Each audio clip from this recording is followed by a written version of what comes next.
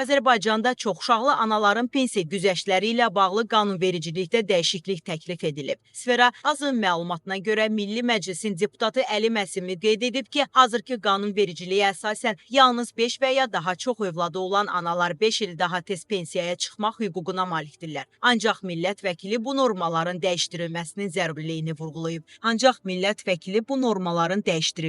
zərurliyini vurğulayıb. Onun sözlərinə görə ölkədə xüsusilə gənc ailələr arasında 5 uşaqlı ailələrə nadir hallarda rast gəlinir. Buna görə də güzəştin əhatə dairəsinin genişləndirilməsi məqsədə uyğundur. Təklif edirəm ki, 3 və ondan çox uşağı olan ailələrin nümayəndələrinə 5 il daha tez pensiyaya çıxmaq istiqamətində qanunvericilikdə dəyişikliklər olsun. Əlavə edək ki, bənzər təcrübə bir sıra ölkələrdə artıq tətbiq edilir. Fransa, Polşa və Macaristanda çox uşaqlı analara əlavə pensiya imtiyazları və vergi güzəştləri verilir. Rusiya qanunvericiliyində isə 3 və daha çox uşağı olan qadınlar pensiya yaşını azalda bilirlər. Bu cür addım Azərbaycanda ailə institutunun möhkəmlənməsinə və doğum səviyyəsinin artmasına dəstək verə bilər.